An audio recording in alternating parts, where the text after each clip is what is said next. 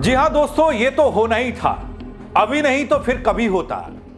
पौड़ी में नहीं तो कहीं और होता, लेकिन होता जरूर। क्यों लोगों के सब्र का बांध टूट गया? क्यों लोगों ने समस्या के समाधान के लिए पहुंचे कर्मचारियों को ही बंधक बना लिया?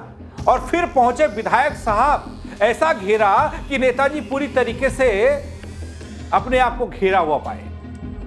क्यों हुआ यह सब, बताऊंगा आपको। नमस्कार, पैलाग में पंकज रौतेला, आप देख रहे हैं उत्तराखंड न्यूज। दोस्तों, आप मेरी खबर को अंत तक जरूर देखिएगा। वीडियो को अंत तक देखेंगे तो पता चलेगा कि इस मामले को लेकर जिस पर मैं बात कर रहा हूं, आज आपके सामने आया हूं, वो कितनी बड़ी चुनौती अपने उत्तराखंड वालों के लिए बन चुका है। दोस्तों, पौड़ी गढ़वाल के शांत पहाड़ में दहशत की एक ऐसी दहाड़ गूंजी जिसने पूरे इलाके की सांसें थाम दी। गजल्ट गांव की वही पगडंडियां, वही रास्ते जहां रोज सुबह पूजा करने जाता था एक सरल सा इंसान, उसी रास्ते पर मौत घात लगाए बैठी थी एक पल। बस एक पल में जंगल की झाड़ियों से छलांग लगाकर गुलदार, और उसके बाद चीखों से कांप उठता है पूरा गांव। गुलदार के आतंक से दहशतगर्द ग्रामीण अब फट पड़े हैं। वन विभाग पर लापरवाही के आरोप मढ़े जा रहे हैं। कर्मचारियों को कैद किया गया। गांव में घमासान तब बढ़ गया जब मौके पर पहुंचे विधायक राजकुमार को भी ग्रामीणों ने घेर लिया। पूरी खबर अंत तक जरूर देखिएगा दोस्तों, उत्तराखंड के पौड़ी जिले में इन दिनों गुलदार और भालुओं के आतंक से लोग परेशान हैं। गुलदार ने पौड़ी विकासखंड के गजल्ट गांव में एक व्यक्ति पर हमला किया जिससे उसकी मौत हो गई। इस घटना से आक्रोशित ग्रामीणों ने वन विभाग पर लापरवाही का आरोप लगाते हुए उनके कर्मचारियों को बंद कर दिया, विरोध प्रदर्शन किया। ग्रामीणों की मांग यह थी कि लगातार हो रहे हमलों को देखते हुए तत्काल गुलदार को शूट करने की अनुमति दी जाए ताकि लोगों की जान बच सके। ग्रामीणों ने यह भी बताया दोस्तों कि क्षेत्र में लंबे समय से गुलदार की गतिविधियां बढ़ी हुई हैं और कई बार इसकी सूचना विभाग को दी जा चुकी थी, लेकिन कोई ठोस कार्रवाई नहीं हुई। उनका कहना यह कि यदि समय रहते कदम उठाए जाते तो आज ये दुखद घटना हमारे सामने नहीं आती। देखिए, ये घटना ग्राम गजल्ट और इडवालसू पट्टी के अंतर्गत जो है, यहाँ पे हमारा एक मंदिर है भगवती का, और जो जिनको बाघ ने पकड़ा है वो सुबह जो है रोजाना उनका दिया बत्ती करने का जो था कार्यक्रम रहता था। तो सुबह वो दिया बत्ती करके जब घर जा रहे थे तो अचानक से जो है बाघ ने उन पर हमला कर दिया, और मंदिर से थोड़ी दूरी पे जो है उनकी अभी डेड बॉडी मिली है। और प्रशासन का इस पे जो है कोई भी वो नहीं है।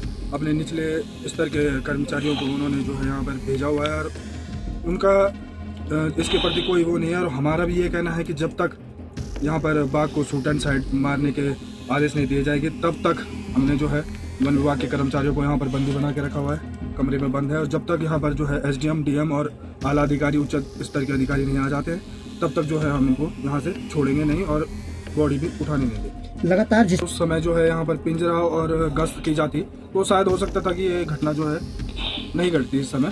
तो बीच में जो है कर्मचारियों का वो जो भी वो था तो उनके द्वारा कोई भी इस पर प्रतिक्रिया नहीं मिली, और जिसके बाद आज ये इतनी बड़ी घटना यहाँ पे घटी है। दोस्तों, लगातार बढ़ती घटनाओं से स्थानीय लोग दहशत में आ गए। गांव में शाम ढलते ही लोगों का घरों से निकलना मुश्किल हो गया। ग्रामीणों ने चेतावनी दी कि यदि जल्द ठोस कार्रवाई नहीं हुई तो आंदोलन के लिए मजबूर हो जाएंगे। जो जानकारी निकलकर मेरे तक पहुंची दोस्तों, वो मैं आप तक साझा कर रहा हूं, थोड़ा समझिएगा। 45 साल राजेंद्र नौटियाल की उम्र, रोजाना की तरह मंदिर में पूजा अर्चना करने गए थे। वहीं लौटते समय जंगल के रास्ते पर घात लगाए बैठे गुलदार ने उन पर अचानक से हमला किया। गुलदार के हमले की तीव्रता इतनी भयानक थी कि राजेंद्र ने मौके पर ही दम तोड़ दिया। हमले की जानकारी मिलते ही गांव में चीख पुकार मच गई, परिवार में कोहराम मच गया, गांव में मातम छा गया, पूरे क्षेत्र में दहशत का माहौल बन गया।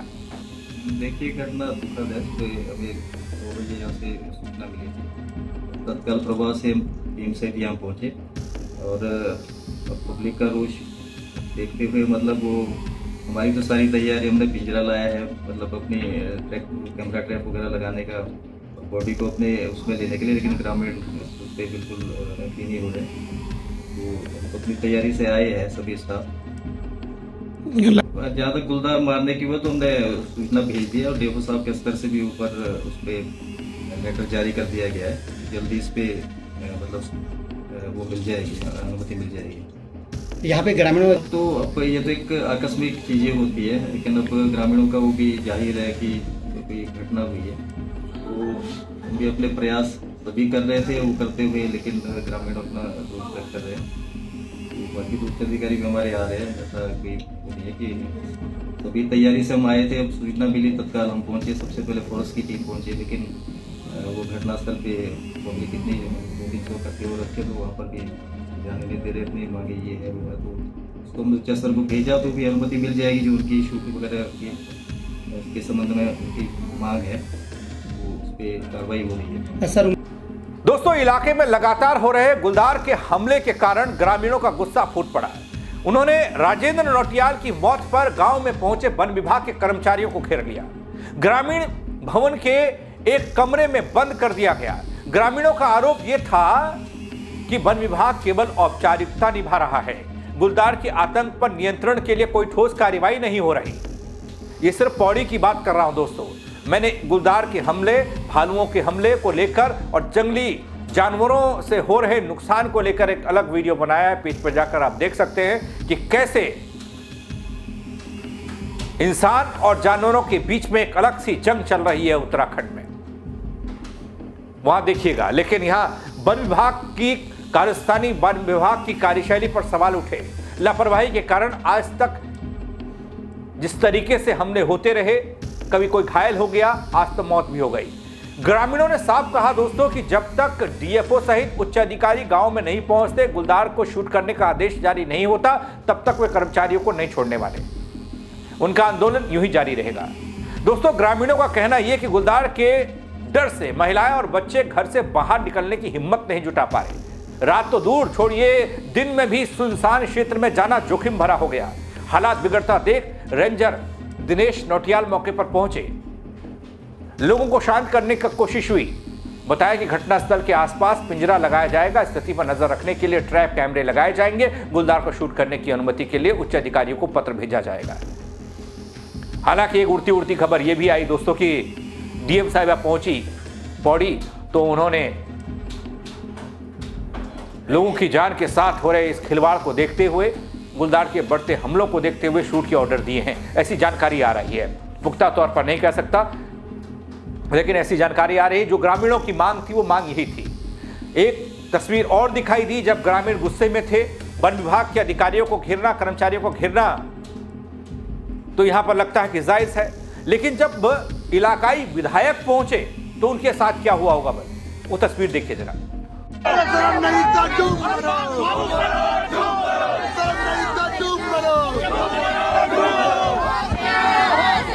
शूटर बुलाओ, शूटर बुलाओ, अभी शूटर बुलाओ।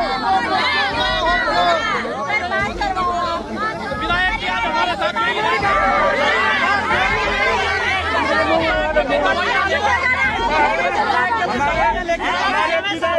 हमारे विधायक जी भी असहाय हैं, बेचारे खड़े हैं वो यहाँ पे, कुछ नहीं है इनके बस में, कोई नियम नहीं, कोई नहीं आ सकता यहाँ। जी हां दोस्तों, पौड़ी विधायक राजकुमार के गांव पहुंचने पर ग्रामीणों ने विधायक का घेराव किया, जमकर खरी खोटी सुनाई। ग्रामीणों ने गुलदार को मारने की मांग विधायक से भी उठाई, लेकिन यह समस्या सिर्फ पौड़ी की नहीं है दोस्तों। पूरे पहाड़ी इलाके में जंगली जानवरों का आतंक, मानव और वन्य जीव संघर्ष इतना बढ़ गया, एक अलग तरह की जंग चल रही है। गजल्ट गांव की दर्दनाक कहानी सिर्फ एक घटना नहीं है, यह खबर सिर्फ एक घटना नहीं है, बल्कि उस भय, उस डर का चेहरा है जिसे पहाड़ के लोग हर रोज झेल रहे हैं। एक तरफ डर से सहमे बच्चे, घरों में कैद महिलाएं, दूसरी तरफ वो रास्ते जहां कभी शांति थी अब मौत मंडरा रही है। गुलदार कहां पर बैठा होगा, घात लगाकर कोई कह नहीं सकता। गुलदार के बढ़ते हमले, वन विभाग का ग्रामीणों का गुस्सा, कर्मचारियों को कैद करना और अब विधायक तक को घेरने की नौबत तक आ गई। यह बताता है कि स्थिति कितनी विकराल हो चुकी है। प्रशासन कब जागेगा बल, कब पहाड़ के लोग चैन की सांस लेंगे और कब तक एक एक जान यूं ही जंगल के साये में खत्म होती रहेगी। सुबोध दुनियाल साहब क्या कर रहे हैं, वन मंत्री हैं, सवाल करिएगा कमेंट के जरिए मंत्री जी से भी, वन विभाग के तमाम बड़े अधिकारियों से भी, पहाड़ी जिलों के तमाम जिला अधिकारियों से भी इस मसले पर कि भैया आपने क्या कदम उठाए। खबर को शेयर कीजिएगा, लोग भी कमेंट कर पाए, अपनी राय दे पाए। मेरे साथ जुड़ने के लिए आप सबका बहुत शुक्रिया दोस्तों। जय उत्तराखंड।